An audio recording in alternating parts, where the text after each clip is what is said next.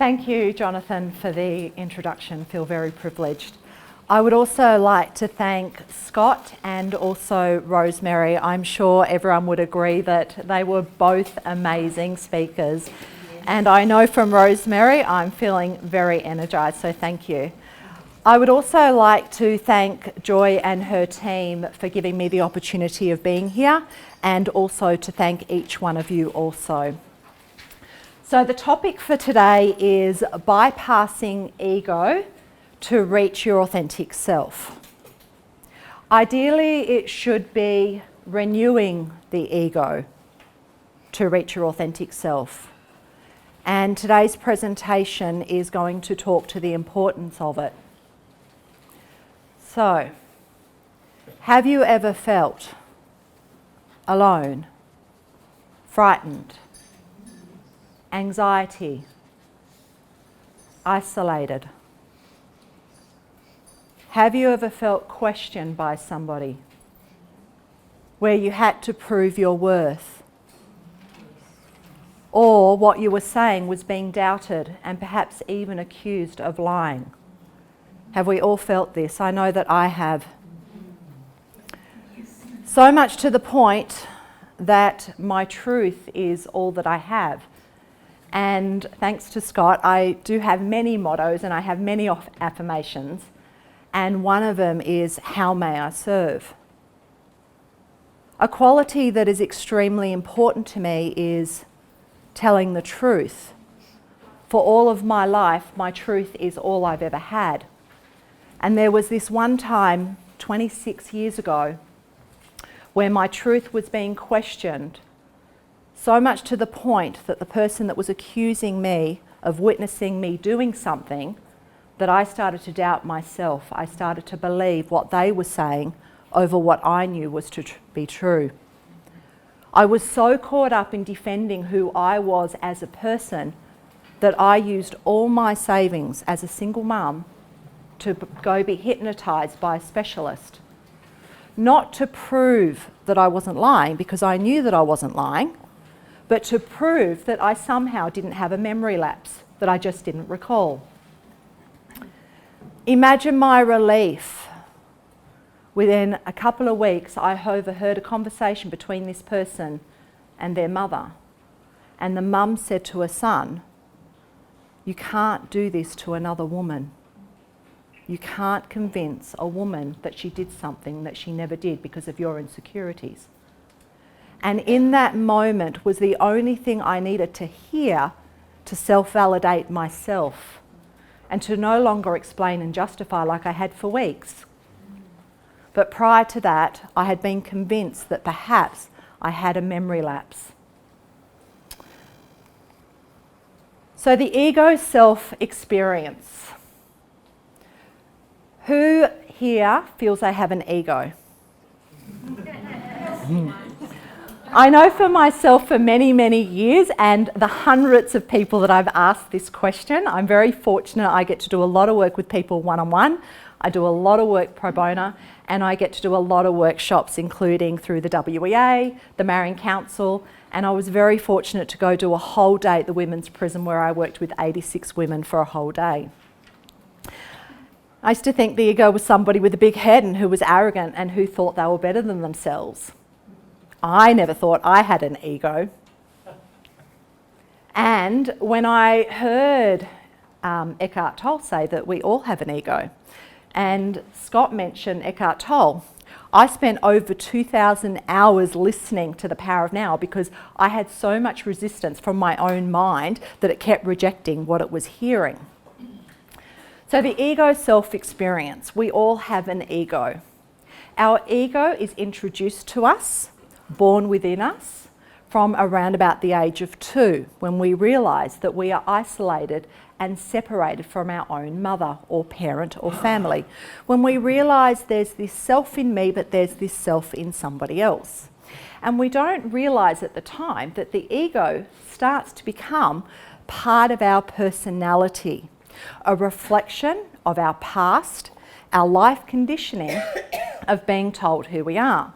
So today's presentation is to introduce you to become more aware of your ego, to recognise when you have an ego that is unrenewed, but also how to identify when your ego is actually renewed, and how you can identify the duality and the contrast to be able to educate, gain knowledge, and grow your own ego, not to be a big head or not to be arrogant, but to actually take on growth to increase your knowledge so your ego can actually serve you.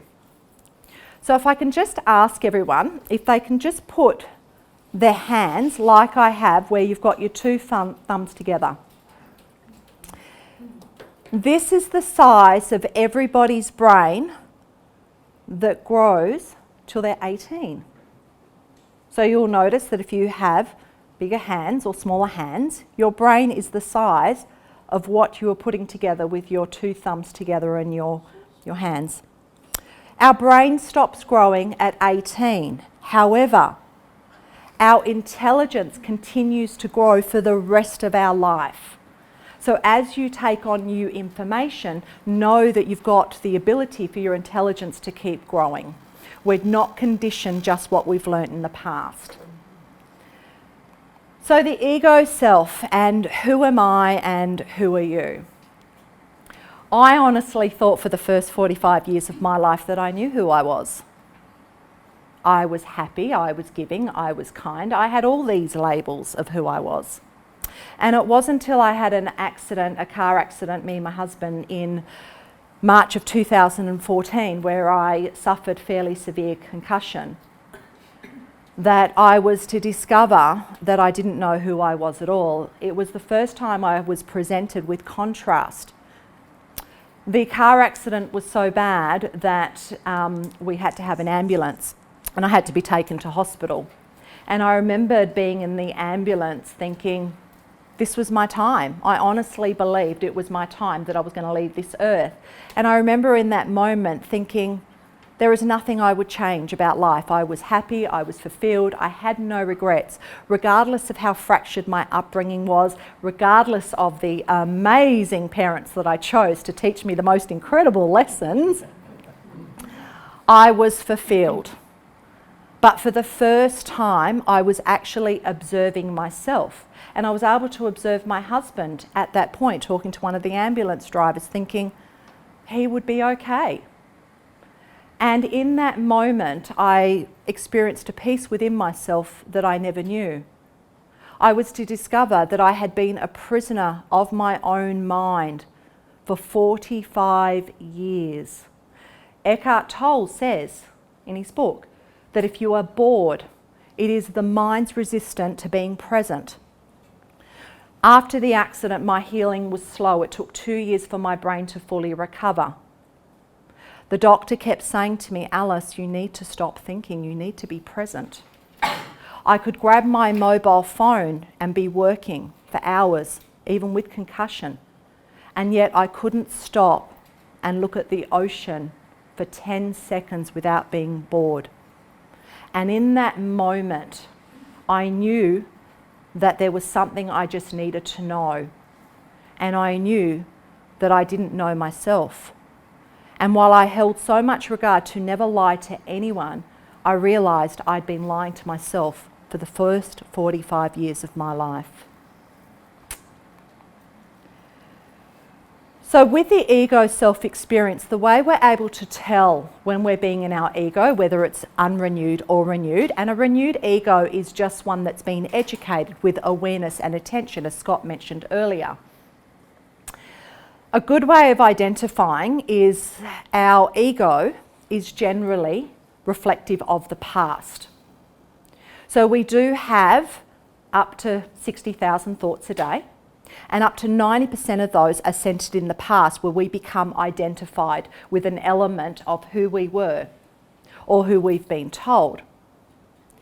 Then there's also our renewed ego, which is also in alignment with our authentic self, that's only ever in the present moment. The words that flow when we're having a conversation with someone, when we're not thinking about what we're saying, we're just intuitively guided. When we're at a party and experiencing joy. This is when we're in our renewed ego, which is also in alignment with our authentic self. our higher self, our one that where our gut feelings and our hunches flow through, where we get our new thoughts and ideas. Has everybody experienced where they get a good feeling and a hunch and new ideas? So that is coming from our authentic self when we're not consumed with our past. So we have the authentic self that we've also spoken about, and then there's the fictional self. I was talking to a friend of mine who's 78 and he sells The Big Issue, and he still recalls to this day, 72 years later, that his father said to him, "You'll never be good enough for anything." Still plays over and over and over in his head. He sells The Big Issue every day, 5 days a week, from 7:30 till 9:30 for $64 a month. And he's there and he's committed. But the words that keep playing on his head is what his father said. Or how often do we say, "She's always angry, he's always jealous, they're always moody. Why are they always lying to me? They're never on time." And we don't realise that we take on this fictional character that we start to identify, but also our thoughts play a role in how we interact with ourselves, but how we perceive ourselves, which then reflects to other people. When we're being present and we're being aware, we are enabling our future. Whatever I'm doing now, if I'm being present, it's going to have a more workable effect on my future. However, we could be enabling the past. How many people drive from A to B and wonder how they got there? Constantly. When we're having these thoughts of the past, 90% of our time is in the past, it's actually placing us in an unhappy state 47% of our waking hours. When we're aware of our present state, we also can flow through compassion. Human beings were designed for compassion, to be flow in harmony. However, normally when we're in our past, we're actually trying to conquer. So when I had to prove that I wasn't lying, I had to have these conversations in my head over and over again. How was I going to conquer this conversation to prove that I wasn't lying? I didn't need to justify that I wasn't lying. I knew that I wasn't. So it's interesting to note that if we're present, we have the ability to be compassionate. But if we're in the past, it's usually because we're defending, trying to prove a point on something. And then for far too long, we have been told that our ego is an enemy. Explain to me, we are 1 out of 7.5 billion people. How can we be anything but perfect and amazing exactly how we are? So if something is within us, how can it actually be our enemy? So our ego is actually trying to communicate. Like Rosemary said, we get taps. Hey, what's going on? The ego is trying to be our red flag warning, saying, be on alert. Who here, when they see a stop sign, a red light stop sign, or a red light camera, how often do you maybe pause and consider how long it's going to take you to slow down? Who here goes through a red light camera and, who wants the fine? Nobody. And yet, our ego is trying to communicate to us all the time. It's trying to be this red flag. And yet we have more courtesy, more respect for a stop sign. Yes, I understand that we can cause a lot of danger on the roads.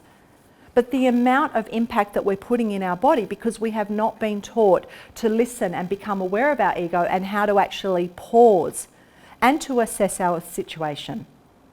So to me, I find the ego anything but our enemy, and I'm hoping after today's presentation that you also feel the same. So let's have a look at the definition of ego.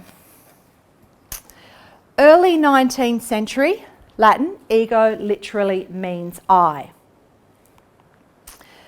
An ego is a person's sense of self-worth, their self-importance, their self-esteem, their self-respect, and their self-image and self-confidence. It is how you see yourself. Your ego is your mind's self-identification. It is aware of what's going on, and it mediates between the unconscious and the conscious. And ego is your personal responsibility to freely choose your individual human spirit. It provides contrast through unlimited choice. Human beings are given the opportunity to experience duality throughout our entire life, to choose our preference. And we are presented all the time in contrast for what we can choose. But most of us are too caught up with what's happened that we don't even realise what's being presented to us. And towards the end of the presentation, I do have some strategies that you're going to be able to take. I can also see that some people are taking notes. I'm more than happy to email the presentation to anyone as well. So what is the ego role? From a positive perspective, and evolved from caveman days, it is to protect and keep us safe. It is secure. We had Rosemary and Scott speak this morning about repetition. The ego loves repetition because it wants to keep you safe. And it's also there to set boundaries. It's also to let you know, hey, you're suffering a bit of anxiety or stress. How about we just pause? The ego is actually trying to work with us on setting our boundaries. The way the human mind is structured, the brain, the first 2 seconds or 7 words will influence a reaction. Did you remember Scott talking earlier this morning about the resistance to receive information and we shut down and we just get blocked? So if you have a trigger from the past that's not resolved, or if you've been in a situation or you're experiencing fear, within the first 2 seconds or 7 words, when somebody starts talking to you, if it doesn't make you feel good or if you're not comfortable, you are going to react. I know somebody in a work environment, there are a lot of redundancies going on at the moment. She was pulled aside only this week. Very quietly, she went into a massive state of panic. She thought she was going to be losing her job. And her manager pulled aside because he wanted to ask her, would she help organise a surprise party for one of the girls who was having an anniversary. So we don't realise that if we've had something unresolved or something that we're fearful, when somebody starts talking or we start seeing an action, we can become very emotionally caught. So it's key to remember that within the first 2 seconds or 7 words that you hear somebody. So as an example, if you went to a workshop and it was a workshop on mindfulness and you didn't enjoy it, then somebody a couple of years later says, oh, do you want to come to a workshop? It's mindfulness. You're automatically going to shut down and say no. No, I've been to one before and I didn't like it. So it's just being consciously aware that how we can react emotionally. And then we've got some fictional characters. She's always angry, he's always upset. They're always getting jealous. We don't realise that when the ego is created out of isolation and fear between the age of 2 onwards, we don't realise that we start self-identifying with the stories and what we're told and the gaps that we feel. So as an example, when you were 3 or 4, you made your mum happy today. She even told you how much you make her happy. But the next day, mum's upset. She hasn't got time for you. And you think to yourself, well, I made mum happy yesterday. Somehow mum's not happy today and it's all my fault. And you know, we go to school and the teacher talks to us one day but not the next. What did I do wrong? You walk into a room and people are talking and laughing, and as soon as you walk in, they stop and you start becoming self-conscious. So just be mindful of the stories that we take, but also how are you reacting within the first 2 seconds of a situation or what somebody's saying to you, or even those first 7 words. If you've got children or even at work and you need someone to do something, say, instead of saying can you do, say would you do. If you say can you do, oh my God, she's going to ask me to do something. But if you just even say would, it's going to go under the radar and they're going to be more inclined to be willing to help you. So how do we source the self to even recognise the self and to even see the different states of being that we are? So the ego sources boundaries to try and get us in our state of being our authentic self. And it does this through feedback, through ourselves as well as other people. You might notice how much kids really excel when they're being set boundaries by parents or by teachers versus kids who aren't set boundaries. And what we don't realise, that if I'm having a dispute with my husband and he's really upset and agitated, he can't hear his ego trying to set his boundaries. However, if I can stay in my authentic self, in my present state, then I can be the space that he needs to be able to help set those boundaries for him. And this is what we don't realise. Normally when somebody reacts, we also react and we get upset, and all we're doing is fueling each other. How to identify, to source ourselves and the state that we're in? It's to recognise that if we're feeling unworthy and isolated, there's generally something that has triggered our ego to be feeling this way. When we're being our authentic self and sourcing who we truly are, we have an ability to connect through love, whether it's through art, looking at a flower or a tree. Remember I said earlier, how often do we drive from A to B and we wonder how we got there? It's because we're in this egoic mind, this reactive state of our past, that we're actually missing life as it's happening. We also, if we are being reactive to the past or thinking or in that egoic state of what's happened in the past, we're going to experience continued angst. Or we can recognise how to source our authentic self. And the amazing part about accessing our authentic self, it's also the gateway to our peace, our unfoldment to our purpose. And this is simply by learning how to recognise what state of being that we are, and we can do that with our emotions. And what we embrace through free will resolves and dissolves. We've heard both Rosemary and also this morning said, and Scott said, about what we resist persists. There is an amazing way in technique, and I'm happy to answer questions during the lunch break as well that we stop. There is a way that you can identify what is happening within you, what unresolved that you have, and there is a way to embrace it. The moment we embrace it, the effect that we will get is resolve and dissolve. And this means that you could have had an unresolved throughout your whole lifetime, and by learning how to embrace it, it actually resolves and dissolves that you never have to experience for the rest of your life. So let's have a look at the fictional ego self that I mentioned earlier. It is fear-based. Rosemary did. She had the finger of blame.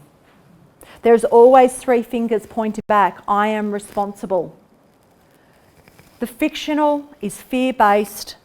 It is resentment, pride, jealousy, rage, denial, hate, self-importance.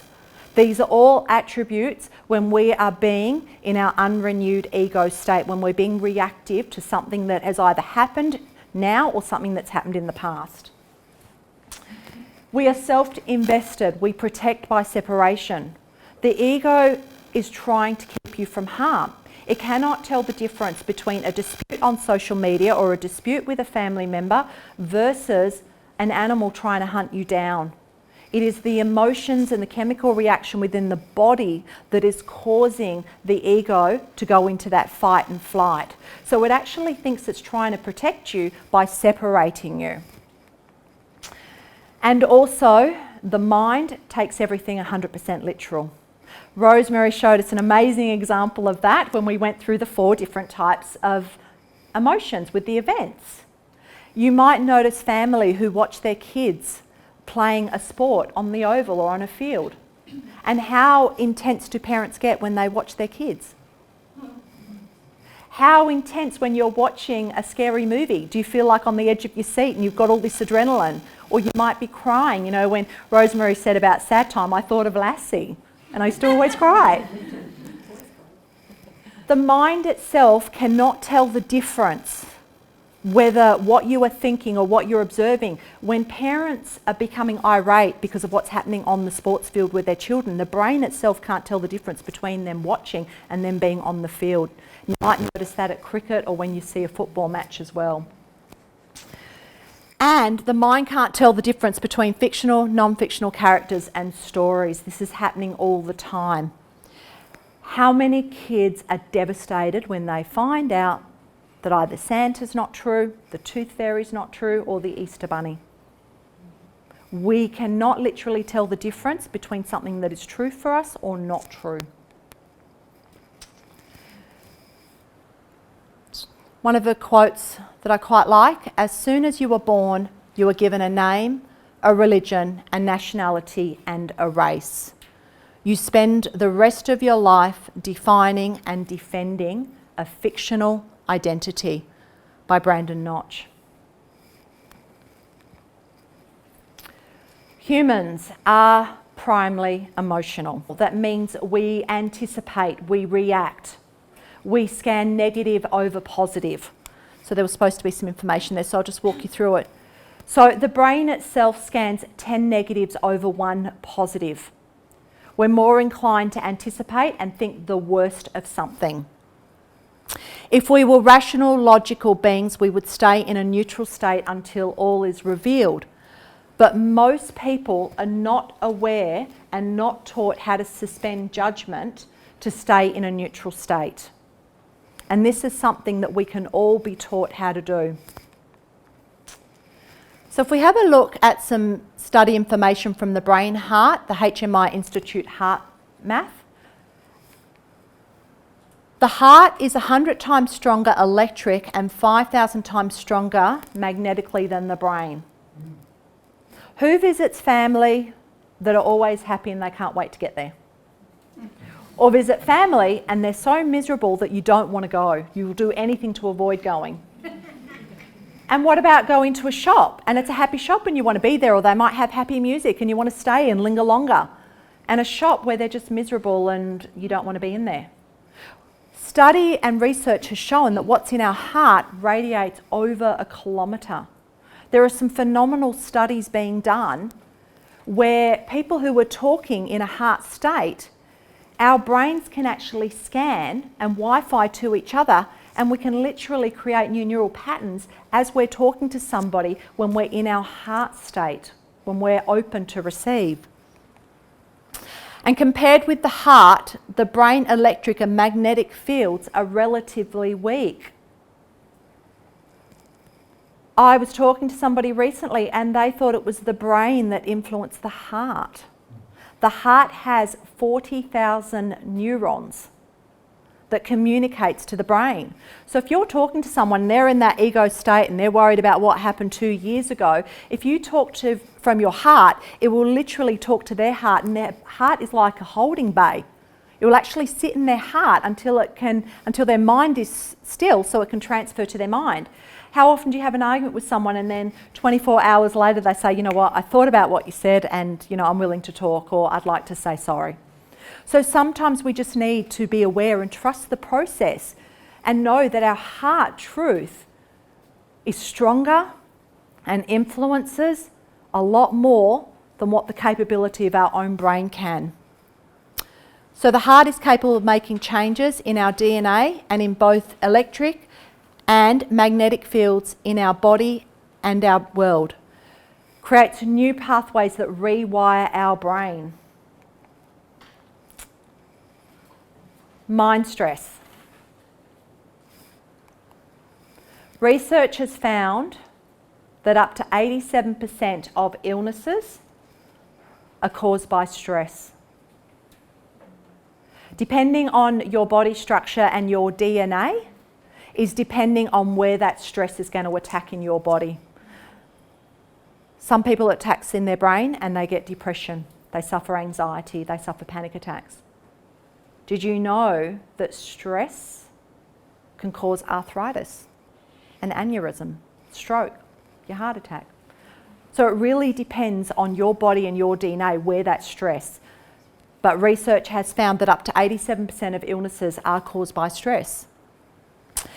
And, as we've heard this morning, thoughts are electric and our emotions are magnetic. The toaster's not going to work unless you've got electricity to plug it into. But if you've got a bad wire in that electricity, or if it's not safe, It's potentially going to cause a lot of harm and a lot of danger.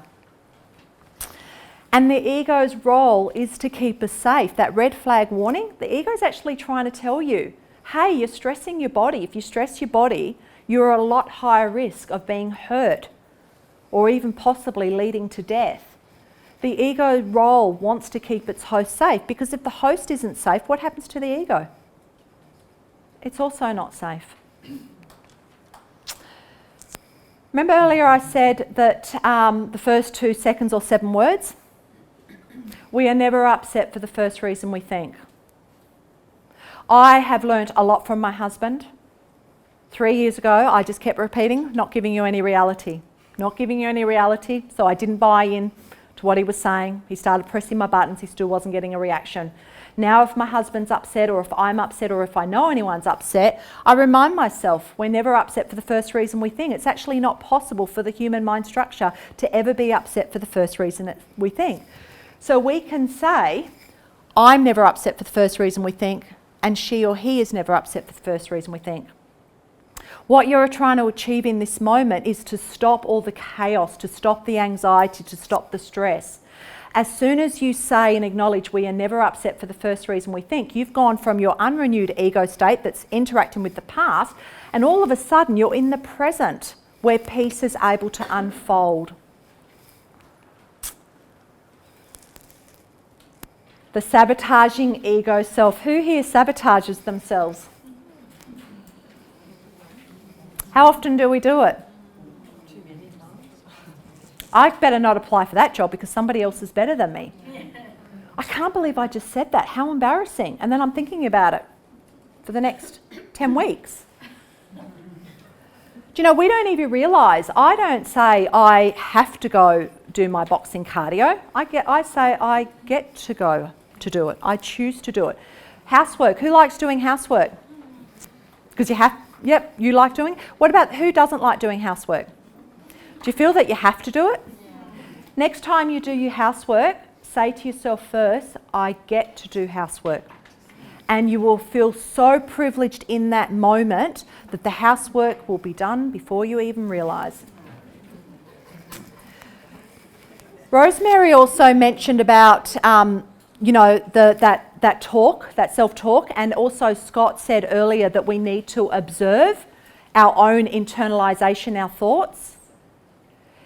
If you are saying all the right words to somebody, if you are putting all the most amazing words in a message, if it doesn't match your own internalisation, it is what you are internalising from your ego is going to be received by the other person's ego. We communicate in frequencies all the time. We don't see them. But do you see the frequencies from a radio station? But if we turn on the radio, all of a sudden there's music. Our mind chatter, our internalisation, if you aren't talking from your heart and you're talking from the ego, you're going to be banging heads with somebody. When we talk from our heart, it is received in a different frequency. And remember I said we've got those 40,000 neurons in the heart? So if somebody else is in a state of panic or having anxiety or really stressed, trust to talk from your heart. It will influence them the moment their mind is still. And over time, our internalisation expands. It becomes like weeds. It takes over. Who's noticed that they've started thinking about something and then 2 hours later they're still caught up in it? But do you ever notice if the phone rings or somebody knocks on the door and you've just spent 2 hours internalising and stressing about something? Where did they go? They've just kept you busy for 2 hours, but somebody knocks on the door or the phone rings. And do you even think about that last 2 hours, or is it just gone? And as we've been privileged to hear this morning, what we resist persists. So how do we tell what we're resisting persists, and how can we see some signs? So I know for myself, I recently had a phone call with an Aboriginal elder, and it was a very good friend of my father-in-law, so this gentleman was willing to talk to me. First question he said to me was, which community groups are you going to be working in? And I said, well, nothing's been decided yet, but I know I'm going to be doing some work in Aboriginal communities. And he shut me down. He said, until I know which community, I can't help you. He said, information through the Aboriginal community is very sacred. I noticed in that morning, I started to get bored. I started to get impatient. I started to get agitated and feel some irritation and frustration because he was telling me he couldn't help me.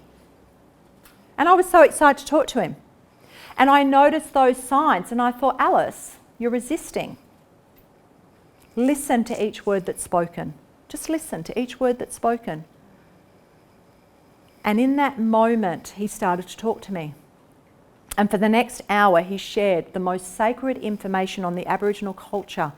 And I felt so privileged. But I had to be aware that I was becoming bored, that he said to me, I can't help you, so I shut down. And it's about recognising these signs and choosing our authentic self, choosing our peace. Who here has heard of cognitive dissonance? It's a mental conflict occurs when beliefs are contradicted by new information. This conflict activates areas of the brain involved in personal identity and emotional response to threats. The brain alarm goes off when a person feels threatened on a deeply personal emotional level, causing them to shut down and disregard any rational information that contradicts what they previously regarded as truth. So who here feels that it would be worth saying when somebody is upset and they can't receive that we're never upset for the first reason we think? All we want to do is achieve our peace of state. When we're at our peace of state, we become our light. That light becomes a light for other people as well.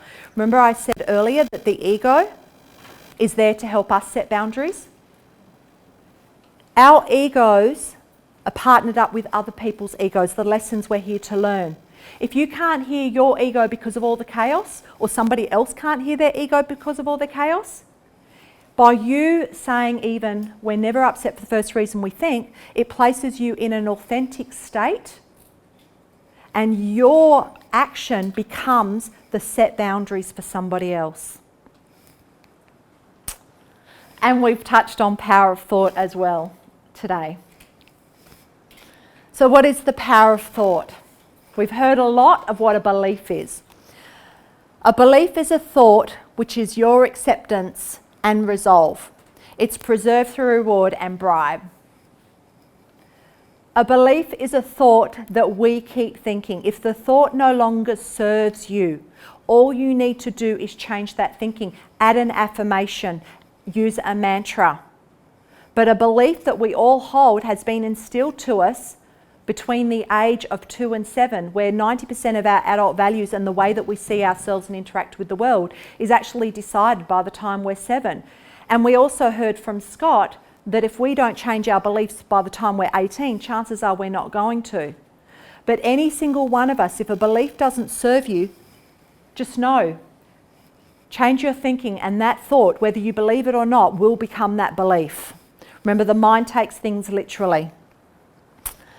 And Henry Ford, whether you think you can or you think you can't, you're going to be right.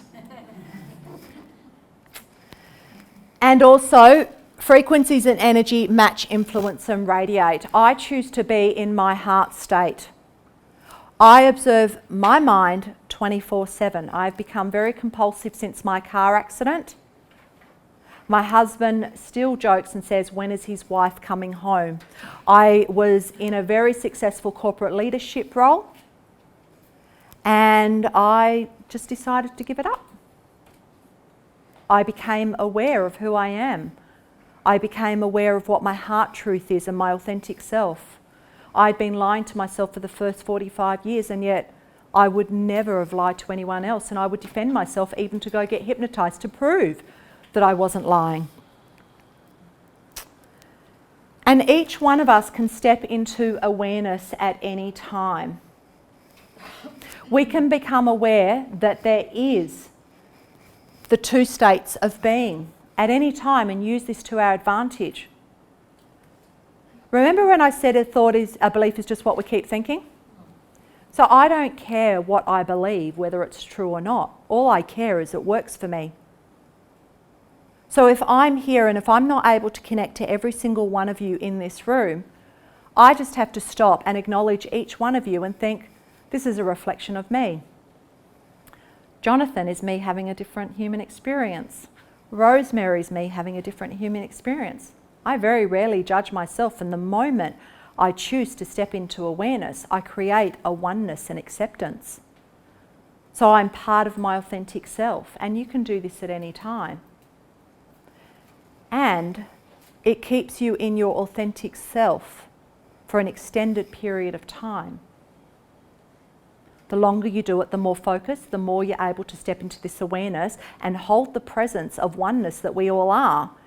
Because if Rosemary's not here, I can't be her reflection and she can't be mine. And how do we know that we're not all just one being having a different human life experience? So we can choose to be our authentic self and present, and we're on purpose. Otherwise, if we're our fictional self, we're past and we're being distracted. We can't be present. We can step into focus, creating a clearing at any time and being a good judge. So even for myself, if I'm judging or comparing, just by simply looking at them and thinking, that's just me having a different human life experience, all of a sudden, I'm not judging. And we become the observer of the context of toxic distractions and choose not to react. I have only yelled once in the last 3 years on May the 6th. How do I remember? My daughter asked me a question and I was too slow to reply and she snapped at me. And in that moment I yelled at her and it felt so good. I had this euphoria rush. I felt like I climbed a mountain. My husband was laughing in the car and my daughter was backpedaling. She's 29, she was backpedaling in the back seat. No one had heard me yell for 3 years. Prior to 3 years, I was like a Jekyll and Hyde, especially with my daughter, only with my daughter. And my husband used to say to me, if I saw you behave like that with anyone else, I would not be with you. We become the observer, as Rosemary said, as it was shown to us by Scott this morning. The moment you become the observer, you have contrast, you have choice, you see the duality. All of a sudden, you see all the different scenarios play out and you can make a conscious choice. And the good thing is once you go through this process, it is enlightenment. They say that it can take souls' lives to accomplish this. I believe just by concentrating and focusing on the tension, not the person who caused you to get upset, not the situation, not the argument. Focus on the tension. You allow the experience of that tension to have its life. It's going to be like a volcano. It's going to release from your body. The moment it releases, all of a sudden you get your resolve and your dissolve. So if we have a look at the activity of the ego, we have a fictional self or authentic self listener. So depending on our present state of being is what we received. Exactly the same when I was on the phone to the Aboriginal elder. The listening ear does cause what's being said. If I'm bored and distracted, I'm not providing space for the person that's talking to me. So the listening ear does cause what's being said. And we always hear in response to our state's mind. So if we're bored or anxiety, we're going to be shut off. And the answer is always in the question. Ask the question. Don't answer it. Don't get it from your story, what you've known from the past. Invite the answer to present in experience. So how do we reach our authentic self? We can use our emotions to choose and redefine meaning. We can be proactive, ability to resolve ego. It rewires your brain in reflection and alignment with your authentic self. We have some choice and strategies. As I mentioned, we're never upset for the first reason we think. People's triggers are not personal to you, rather they are an expression of their current ego state. Listen to understand versus being understood. If you are preempting, nip it in the bud. Prepare conversations in bullet points. It stops you from being emotional. Say mantras, open questions. Say your name and be prepared to be amazed. Address your authentic self to receive that amazement in awareness to your mind. And sense and respond to your intuition at all times. Being authentic self with others also activates compassion, as we've spoken. Live your now, as Rosemary went through with us earlier. It's the only moment that's real, and nothing defines us but this moment of the now. And we can choose who we want to be and desire to be in this moment. And the world is innately willing to forgive. we all desire harmony and flow. And the intuitive mind is a sacred gift, and the rational mind is a faithful servant. And yet we've created a society that honours the servant and has forgotten the gift. And in the newness of every moment, a strength appears within for opportunity, guidance and growth. Our thoughts are like an antenna and connect with our emotions that are magnetic. Your thoughts emit energy and frequency that influence your entire inner and outer world. Choose thoughts that serve all of you. Thank you.